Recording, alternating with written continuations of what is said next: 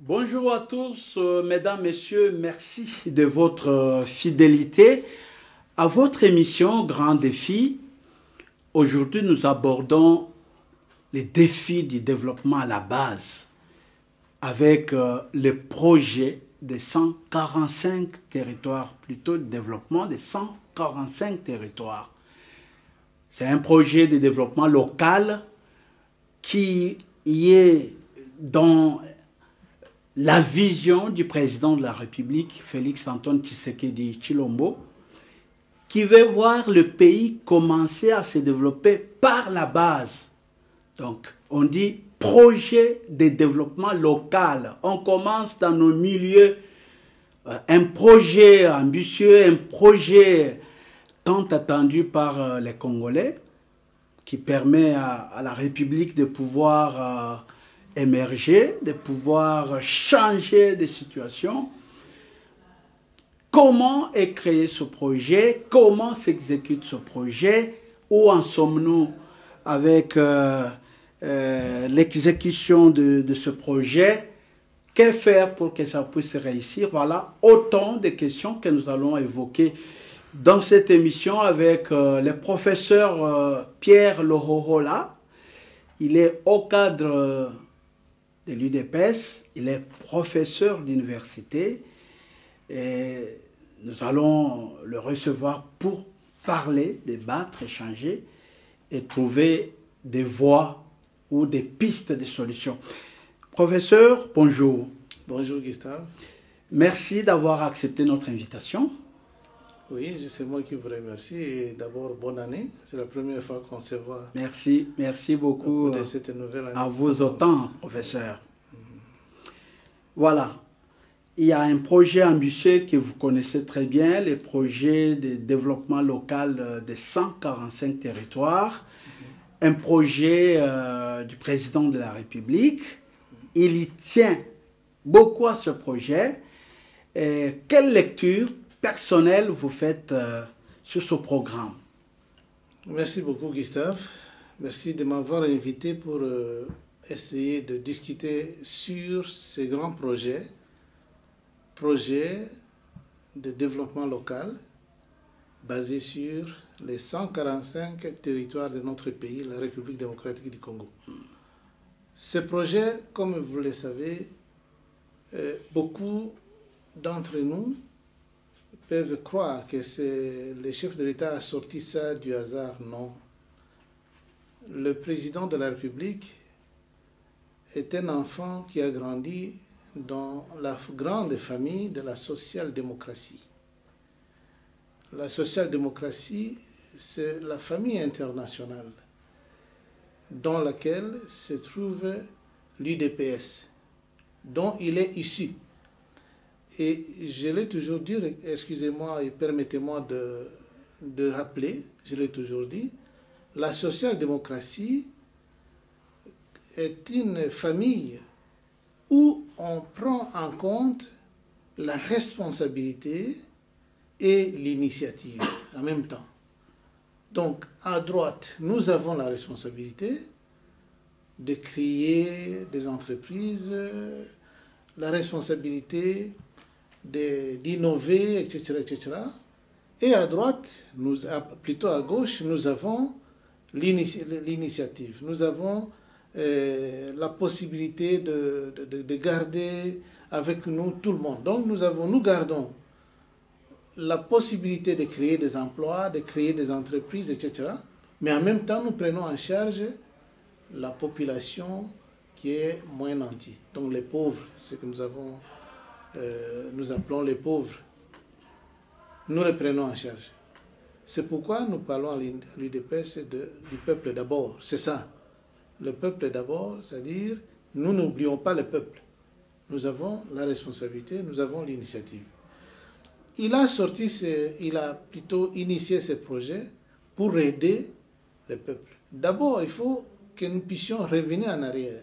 Dans notre pays, nous avons deux types d'entités.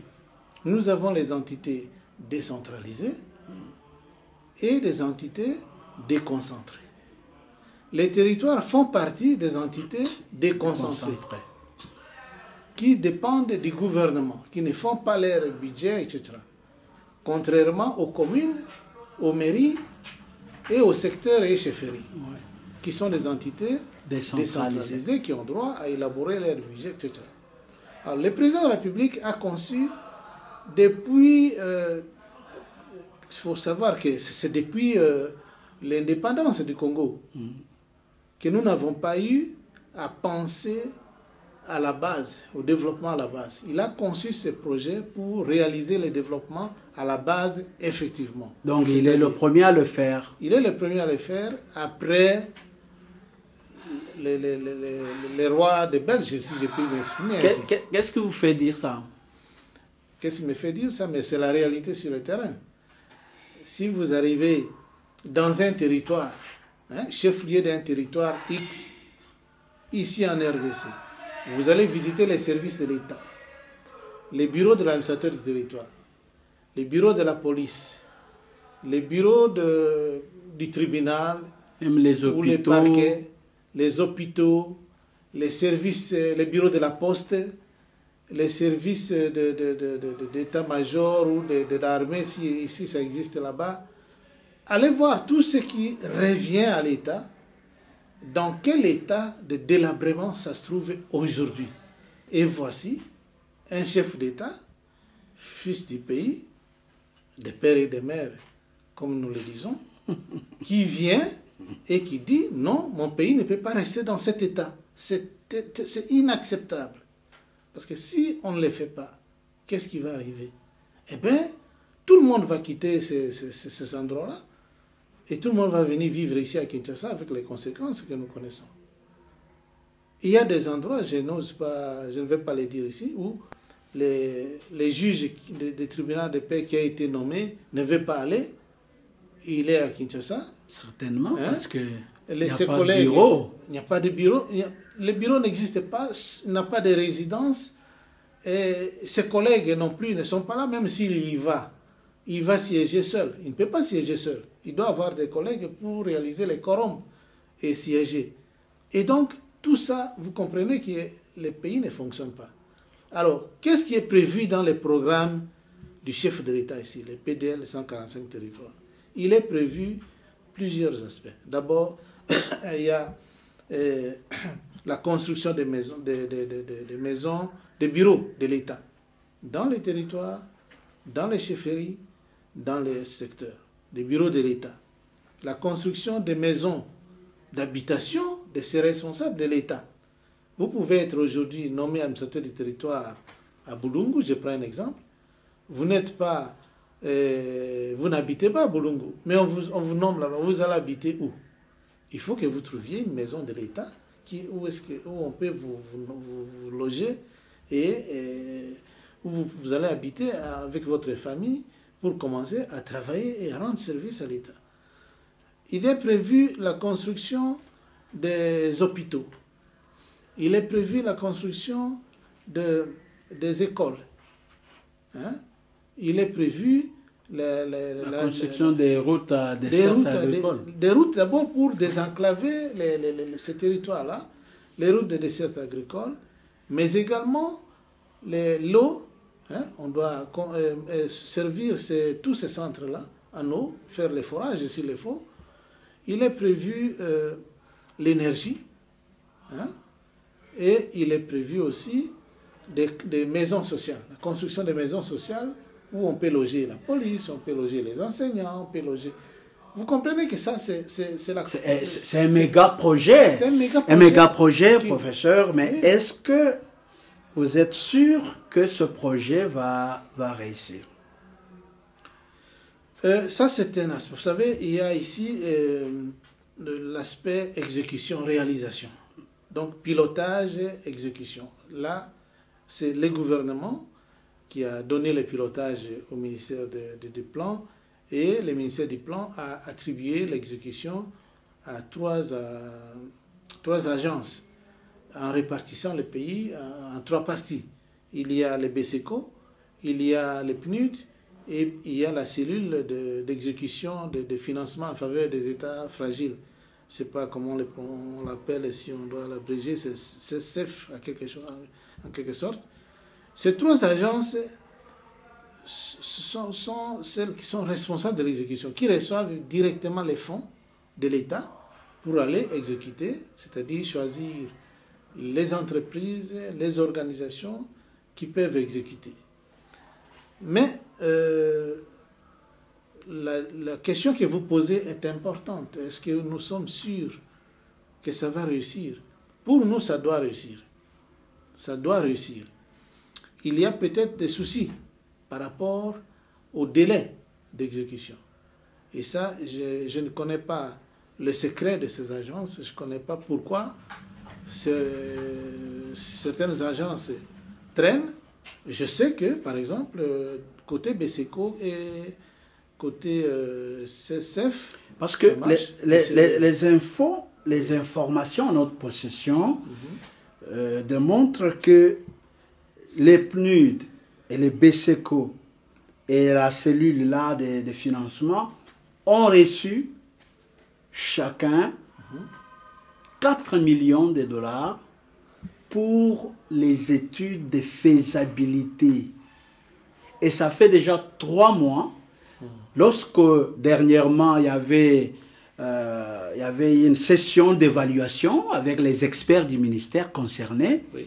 Et on a trouvé que les PNUD n'a rien fait après 3 mois. Donc, jusqu'au niveau de l'étude, 4 millions de dollars déjà perçus, mais ils n'ont rien produit. Aussi les BSECO, ils n'ont rien produit. Alors, estimez-vous qu'avec ce comportement déjà, le projet de 145 territoires va-t-il réussir? Parce que c'est un projet qui peut faire du bien à tous les pays. Gustave, le projet de 145 territoires est indispensable pour notre pays. Indispensable. C'est un projet qui doit traverser les mandats. Ça ne doit pas se focaliser uniquement sur les mandats, les premiers mandats du président de la République. C'est un projet qui doit continuer. L'inquiétude que vous soulevez, les problèmes que vous soulevez, inquiètent tout le monde. Pourquoi est-ce que certaines agences ne commencent pas? Moi, d'après mes informations, BSECO avait quand même invité les ONG, les organisations qui travaillent, qui peuvent travailler avec lui pour venir disons, chercher de l'argent pour commencer le travail. Je ne sais pas, mais j'ai l'impression que BSECO doit avoir commencé quelque part. Je ne sais pas, je n'ai pas de précision là-dessus. Mais l'information que j'ai, professeur, BSECO n'a rien fait. N'a rien fait. 3 mois après, n'a rien produit parce qu'on leur a demandé juste de produire un rapport d'études de faisabilité. BSECO et PNUD n'ont rien fait jusque-là. PNUD, je suis certain, comme vous le dites, n'a rien fait. Études de faisabilité, c'est tout à fait normal. Dans un projet comme celui-ci, il faut faire une étude de faisabilité. Des études, pas une, des études de faisabilité. Parce qu'il y a, c'est un méga projet, n'est-ce pas? Mais avec des secteurs dedans. Ouais. Il faut mener des études de faisabilité et ces études doivent être menées par des experts. Si aujourd'hui, vous me posez la question de savoir, entre les PNUD et les experts congolais, qui vont mieux ou qui peuvent mieux faire, peut-être, je vous répondrai que ce serait que c'est les PNUD, parce que c'est un programme des Nations Unies, oui. C'est international. Je suppose qu'ils ont des experts partout. S'il n'y en a pas au Congo, ils peuvent les faire venir d'autres pays. Mais je suis étonné comme vous que jusqu'à présent, le PNUD n'a rien fait. Et vous me confirmez que les BSECO non plus n'a rien fait. Je suis étonné, surpris et même choqué. Qu'est-ce qui fait que, ayant déjà reçu les financements, ces agences ne font absolument rien? Qu'est-ce qui fait? Qu'est-ce qui se passe? Et pourquoi les gouvernements qui ont signé avec ne leur demandent pas des comptes? Pourquoi? Parce que l'évaluation doit se faire au regard des délais convenus.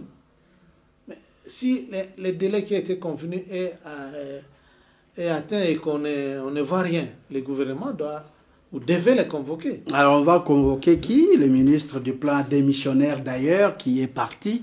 Est-ce qu'on peut penser à une cabale pour ne pas faire avancer ce projet? Le ministre du Plan est bien sûr parti du gouvernement, mais il y a un ministre qui a été... il y a un membre du gouvernement qui a été notifié pour faire l'intérim à ce ministère-là. Je crois que c'est celui-là qui doit prendre en charge ce projet et qui doit convoquer ces gens, ces agences pour leur demander pourquoi ça ne commence pas. Parce que si c'était les Congolais, si on avait donné au départ l'exécution de ces programmes rien qu'aux entreprises congolaises, tout le monde allait crier. Les Congolais vont faire ceci, les Congolais ne vont pas bien travailler, les Congolais vont voler de l'argent.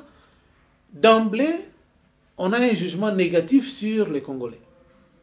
Mais voilà, on a confié l'exécution de ces méga-projets aux agences réputées, sérieuses, réputées, internationales, etc., etc. Mais voilà que rien n'est fait. Rien n'est fait jusque-là. Moi aussi, ça m'inquiète comme Congolais. Ça m'inquiète d'abord comme citoyen congolais, à la place de ceux qui vivent dans ces conditions-là. Hein? Ça m'inquiète. Je crois que le chef de l'État doit prendre des mesures.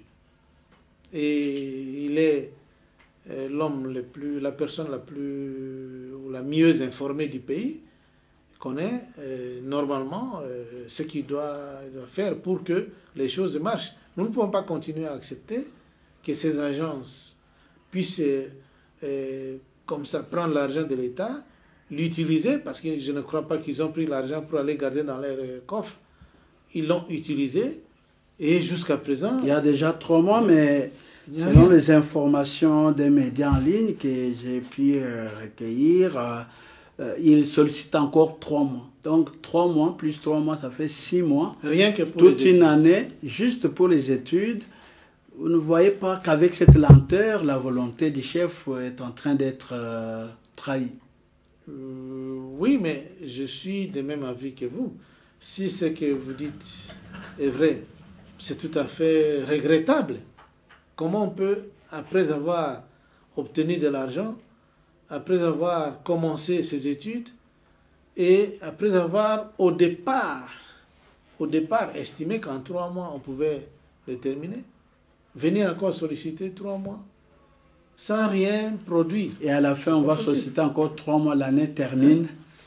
Et donc, qu'est-ce que vous faites là à l'UDPS pour accompagner les chefs dans l'exécution, surtout la réalisation de ce projet? Qu'est-ce que vous faites à l'UDPS? À l'UDPS, je dois vous dire ceci. L'UDPS s'inquiète, comme toute la population, parce que, pour vous dire vrai, nous sommes un fait privé. L'UDPS est une association privée. Nous n'avons pas été associés, ni de près, ni de loin, à l'exécution de ces projets. Ouais, je sais ce que je dis. Nous n'avons pas été associés. Nous avons posé la question lors d'un atelier que nous avons organisé. Nous avons posé la question officiellement. Et nous, UDPS, où sommes-nous dans l'exécution de ces projets? On nous a répondu que nous n'existons pas. Dans la chaîne d'exécution de ces projets, nous n'existons pas. Et que si nous voulons que ceux qui sont membres de l'UDPS et qui ont des entreprises aillent souscrire auprès de ces agences pour espérer être sélectionnés. Donc nous ne sommes pas officiellement engagés dans l'exécution. Mais comme citoyens, nous tous membres de l'UDPS, comme la direction de l'UDPS, nous sommes inquiets. Parce que ce projet-là va aider la population, je vous ai dit. Ça va créer des emplois, n'est-ce pas? D'abord, il y aura des infrastructures dans tous les provinces, 145 dans territoires. tous les 145 territoires.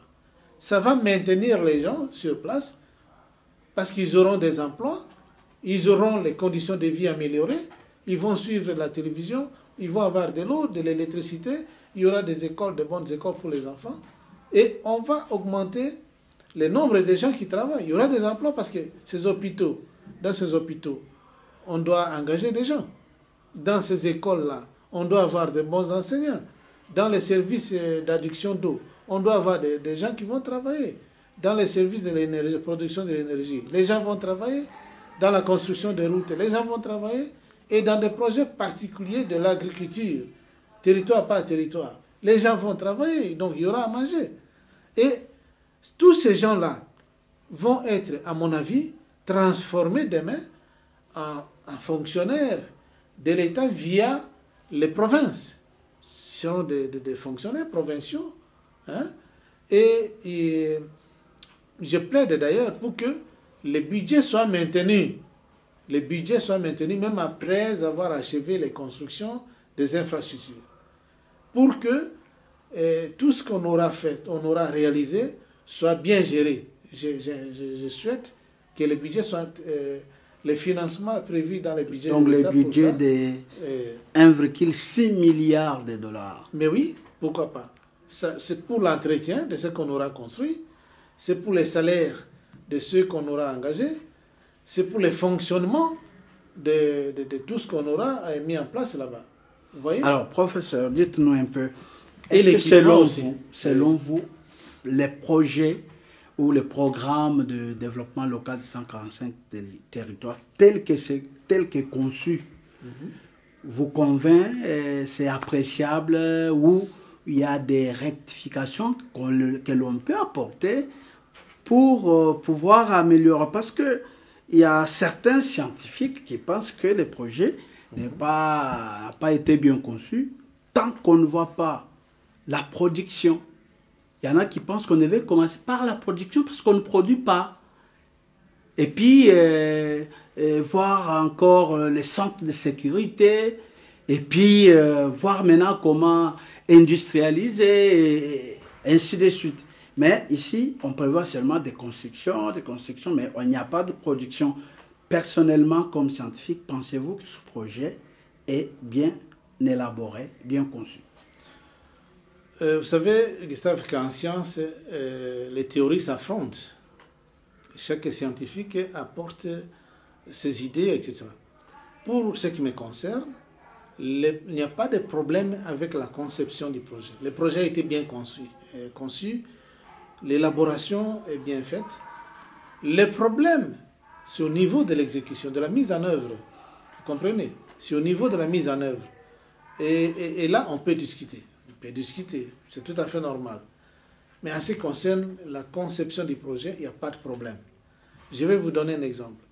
Ce projet, j'ai énuméré ici certains aspects. Ouais. Je ne crois pas avoir énuméré tout. Mais à côté de ça, les autres ministères ne sont pas interdits de fonctionner. Je vous donne un exemple.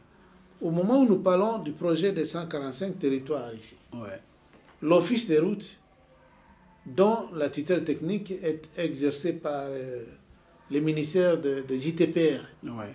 L'Office des routes a un méga projet qui va bientôt commencer. Un projet de 100 ponts. 100 ponts. 1, 2, 3 jusqu'à 100. En 4 ans seulement de gouvernance de Félix Antoine Tshisekedi. 100 ponts achetés, tout est payé. Ces ponts sont ici au Congo. Qu'on doit couler sur les différentes rivières du Congo. Hein? Pour votre information, le régime passé en a acheté 4, il me semble. 4 ponts. Oui. Mais en 4 ans de pouvoir, Félix Tshisekedi vient de commander 100 ponts. Hein? 100. Payer tout. Ce n'est pas une dette. Ce n'est pas une dette contractée auprès d'une institution internationale, non. Payée cash par les gouvernements congolais. Signe de responsabilité, de volonté. C'est pour désenclaver la... Justement. Donc, quand l'Office des routes va faire son travail, ça va faire en sorte que beaucoup de nos routes seront à ce moment-là praticables. Parce qu'il n'y a pas que les ponts. L'Office des routes a aussi un programme de routes. Vous voyez, vous avez suivi, rien que pour l'espace Grand Bandundu ici, l'Office des routes a déjà des moyens pour travailler les routes. Ils ont déjà lancé. Vous avez suivi, aujourd'hui nous sommes lundi, les vendredis dans les conseils des ministres, vous avez suivi que les chefs de l'État insistaient pour qu'il y ait une route à construire sous la responsabilité de l'Office des routes à partir de Ndjili. Ndjili, c'est Komaf, pour sortir du côté de Kassangoulou. C'est l'Office des routes. Donc, et les routes et les ponts que l'Office des routes va réaliser, ça entre dans le développement. Vous comprenez? Donc, je ne crois pas qu'il faille critiquer les projets en ce qui concerne sa conception. Essayons de critiquer et de donner des avis pour améliorer plutôt l'exécution, la mise en œuvre. Alors, revenons alors sur l'exécution. Oui. On a décrié beaucoup les conseillers passés, parce que déjà avec la nouvelle ordonnance, avec les nouvelles ordonnances, beaucoup de conseillers sont tombés. Oui. Alors, pensez-vous qu'avec les Congolais tels que nous les voyons aujourd'hui, heureusement au moins on dénonce qu'il y a telle part, parce qu'avant on ne dénonçait même pas, mais après une année, il n'y a pas un projet, on n'en parle pas. Mais ici, au moins, on dit, pour tel projet, on a détourné, et même le chef de l'État n'est pas vraiment content des gens qui l'accompagnent dans l'accomplissement de sa vision.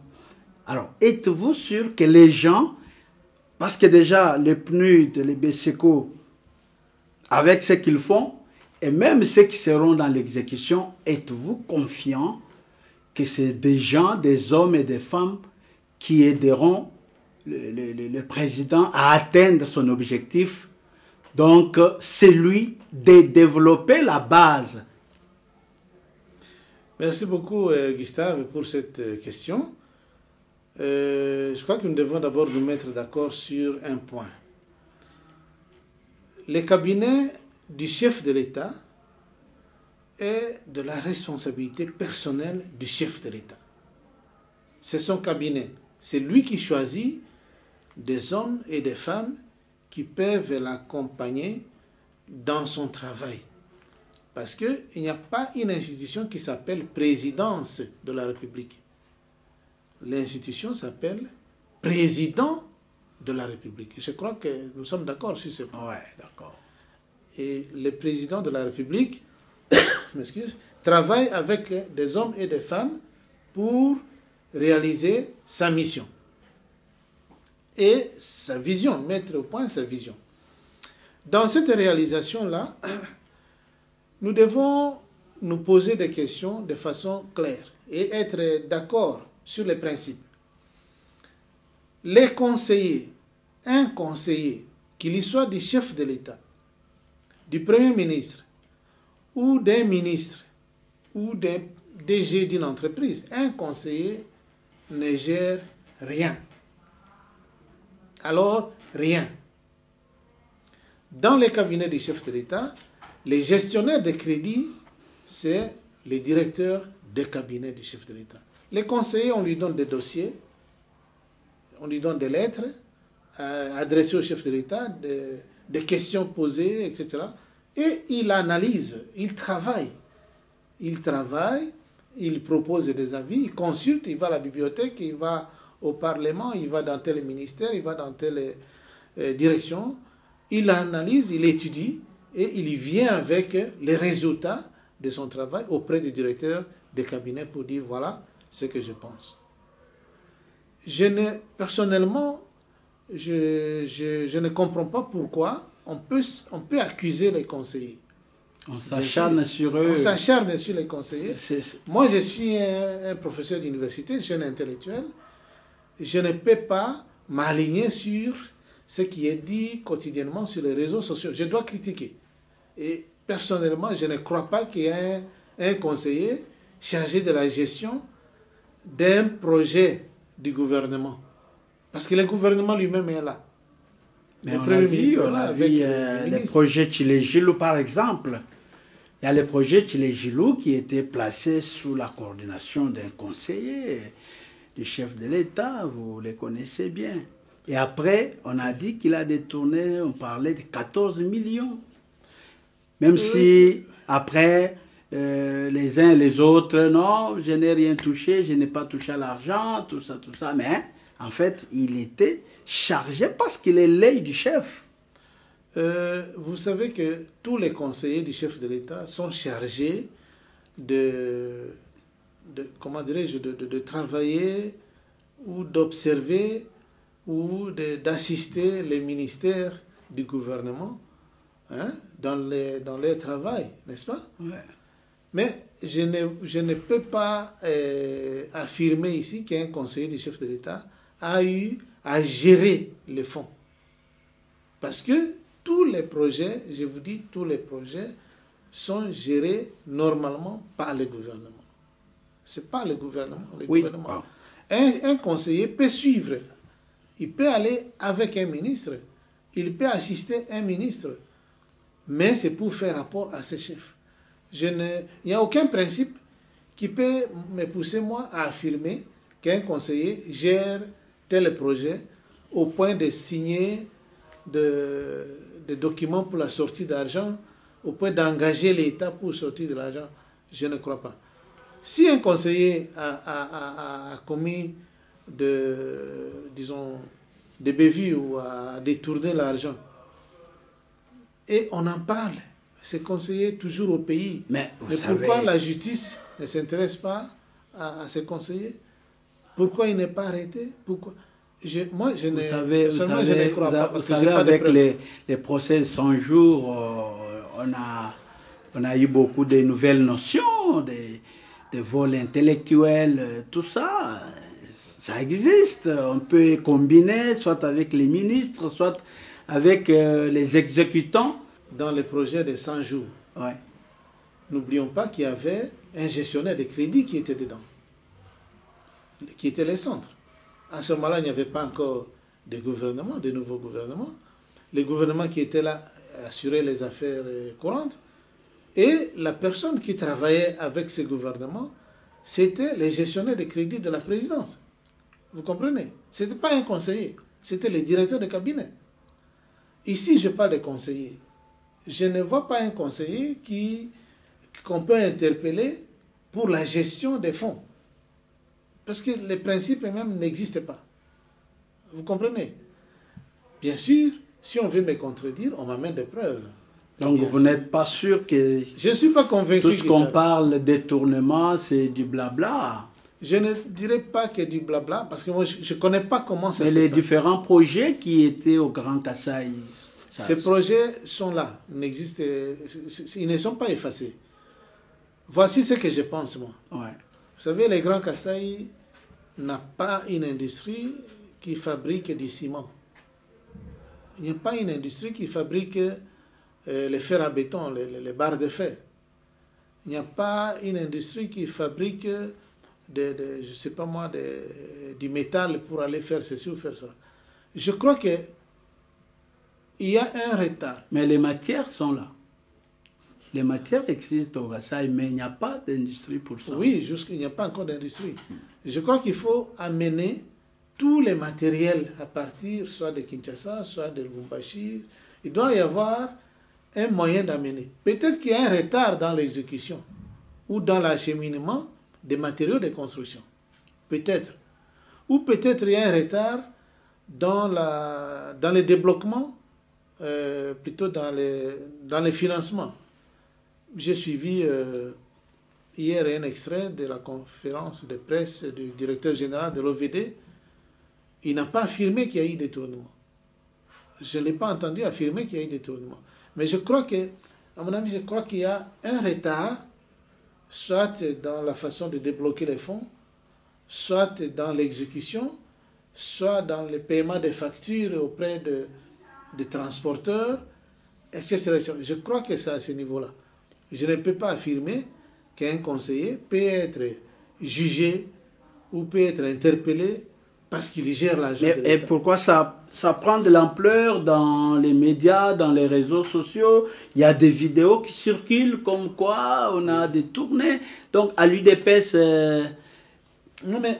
qu'est-ce que vous faites pour contrer peut-être des fausses informations? Là, nous faisons... C'est ça même, accompagner le chef. Tout à fait. Oui. Nous communiquons. Je communique ici. Je suis en train de parler devant les médias. Je communique. Le secrétaire général, de temps en temps, convoque des matinées politiques pour expliquer, pour éclairer, etc. Et je l'en félicite pour ça. Parce qu'il n'y a que de cette façon. Nous sommes un fait privé. Nous ne pouvons pas signer un communiqué, non, il n'y a pas eu, parce que ce n'est pas de notre compétence. Hein? Oui, mais... C'est le gouvernement, le Premier ministre, qui peut, lui, convoquer une conférence de presse pour dire, pour tel projet, voici où est-ce que nous en sommes. Et moi, en tant que Premier ministre, je vous dis qu'il y a eu ceci, ou il y a eu cela. Ou bien ce qu'on dit est vrai, ou ce qu'on dit est faux. C'est le Premier ministre, ou... ces délégués, c'est-à-dire ces ministres qui peuvent déléguer, oui, ou les ministres des infrastructures. J'ai vu les ministres Mohindo Zangi revenir sur ce qui était dit pour la construction de l'université officielle de Mbujimaï. Oui. Il a dit ce qu'on a détourné, 42 millions là, ce n'est pas ça. On avait financé à, c'était pas un tiers, et puis... il y a un retard dans l'acheminement des matériaux, des choses comme ça. Voilà, mais c'est un ministre. Oui, mais comment c'est sorti 42 millions? Mais c'est sorti de la bouche des responsables et puis... oui, mais justement, il faut inviter la personne qui a sorti cette information, qui a publié ça, pour que cette personne nous dise quelle est sa source. Quelle est sa source? Vous avez suivi Mohindo Zangi, c'est un responsable, c'est un ministre du gouvernement, c'est un exécutant. Et lui vous dit, ce n'est pas ce qu'on raconte là, c'est plutôt ceci. Maintenant, entre Mohindo Zangi, ministre, et la personne qui a balancé l'information, qui croit? Moi, je préférerais croire le ministre, jusqu'à ce qu'on prouve que le ministre a tort, ou a menti. Moi, je crois au ministre, parce que c'est lui qui est dans l'exécution. C'est lui qui peut vous donner les preuves, les papiers, les bons de commande. C'est lui, il est capable de les sortir. Mais les autres, moi ici, je balance aujourd'hui que non, Gustave a fait ceci, cela. Je n'ai aucune preuve. Alors, professeur, dites-nous un peu, quels sont les avantages de ce projet? Ce projet a de gros avantages. Le projet des 145 territoires. Tous les 145 territoires du pays, donc dans les milieux ruraux, auront des infrastructures nécessaires pour fonctionner, auront des logements. Ces 145 territoires auront des routes. C'est prévu qu'il y ait quelque part des points où on va positionner des machines pour l'entretien régulier des routes. Il y aura des hôpitaux, des écoles. Il y aura des emplois qui vont être créés, et je disais ici que je plaide pour qu'on maintienne le budget, les financements dans le budget de l'État, pour les salaires, pour les fonctionnements, pour l'entretien de tout ce qu'on aura réalisé. Je plaide pour que les gens qu'on va engager pour faire fonctionner tout cela soient transformés en fonctionnaires de l'État, en agents de l'État si vous voulez. Il y aura, grâce à ces projets, l'interconnexion entre les provinces, parce qu'on aura arrangé les ponts, on aura arrangé les routes, et les populations vont circuler facilement. Il y aura, et ça c'est très important, l'acheminement de denrées alimentaires qui sont régulièrement produites dans ces territoires-là vers les centres de consommation. Vous voyez? Donc, les avantages sont énormes. C'est le développement à la base. Je donne un exemple. J'ai vu dans une vidéo l'arrivée du bac. Le bac pour faire traverser les gens de Zongo à Bangui. Vous voyez? C'est dans les projets 145 territoires. Je ne sais pas. Mais je me rappelle que lorsque le chef de l'État était parti à Zongo, il s'est rendu compte qu'il n'y avait plus de bacs, n'est-ce pas? Et qu'il a promis à la population qu'il va amener les bacs. J'ai vu les bacs arriver, j'ai vu la vidéo, et j'ai vu comment la population a accueilli ces bacs avec joie. Fati Béton. Voilà. Vous voyez? Donc, si dans chaque territoire, on peut résoudre les problèmes, hein, ouais. Comme ça, vous comprenez que les avantages sont énormes. C'est pourquoi je vous ai dit que les projets doivent se réaliser coûte que coûte. On doit y arriver. Et pour y arriver, vous voyez, il y a les prochains, il y a des élections qui s'annoncent. Donc il faut que Tshisekedi passe pour pouvoir continuer. Si quelqu'un d'autre arrive, vous pensez qu'il va poursuivre le projet?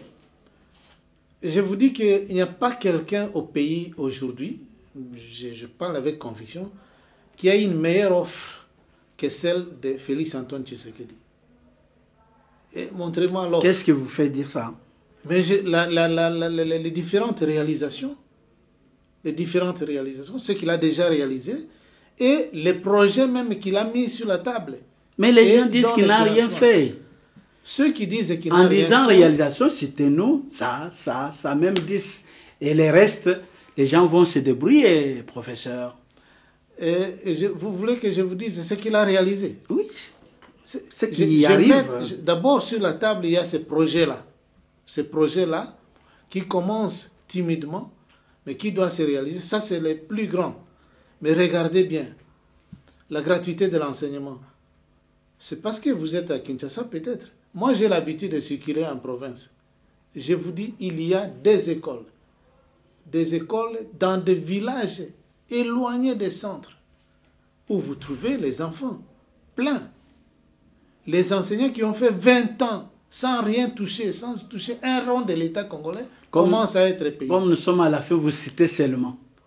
J'ai cité la gratuité de l'enseignement. J'ai cité l'augmentation de salaire des fonctionnaires. L'augmentation de salaire des enseignants, des fonctionnaires. La construction des infrastructures pour les militaires et les policiers. Ouais. L'augmentation de leur solde. Ouais. L'achat de matériel de défense. Ouais. La base logistique que nous avons ici. Ouais. Vous savez que cette base est en train d'être réhabilitée. Ouais. Les tenues des militaires, nous commençons à les coudre ici. Ouais. Le budget de l'État qui était bloqué pendant 4 milliards est passé aujourd'hui à 16 milliards. 16 milliards de dollars. C'est comme un miracle, n'est-ce pas? J'ai suivi que Mouzito a même dit que Tshisekedi est le meilleur président. Voilà, vous dites au moins un qui a dit que Tshisekedi est le meilleur président, comme moi je le dis. Là, il est en bon terme avec l'UDPS, hein, comme il a bien parlé de Fachi. Non, il n'a pas cherché à être en bon terme avec nous.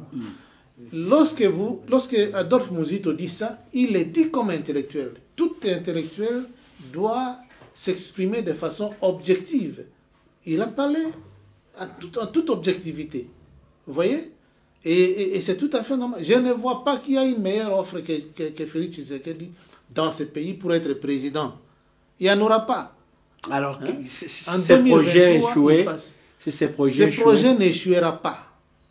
Ce projet n'échouera pas. Parce que si c'est un problème d'exécution et que telle agence ne veut pas, on peut changer. On peut changer. Le financement est là. Les idées sont là. Tout est là. Pourquoi ça peut échouer? Rien ne va permettre que ce projet échoue. Ça va s'exécuter. Voilà. Nos professeurs, nous sommes arrivés à la fin de notre émission. Vous aviez encore beaucoup de choses à dire, mais bon, que faire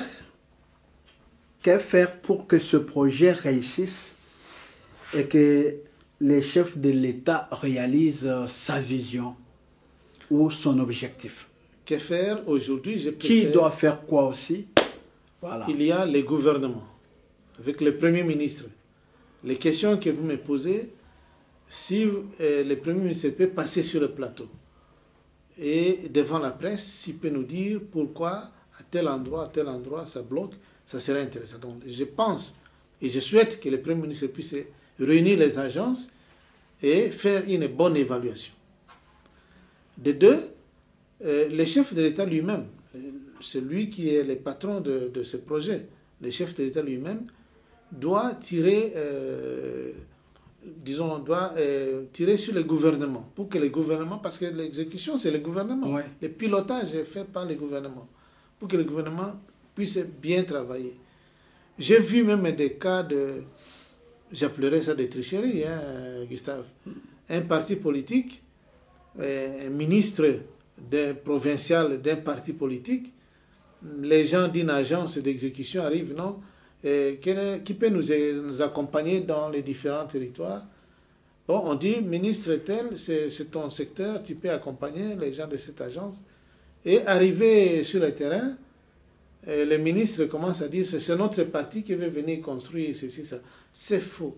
C'est un projet de Félix-Antoine Tshisekedi Tshilombo, chef de l'État. Merci beaucoup, professeur Pierre Lohohola, d'avoir été le nôtre ce jour. Je ne crois pas que c'est la dernière fois.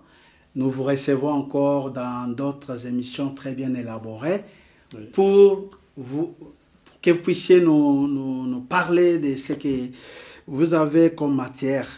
Merci à vous tous qui nous avez suivis. Merci à toute l'équipe technique. La suite au prochain numéro. Au revoir.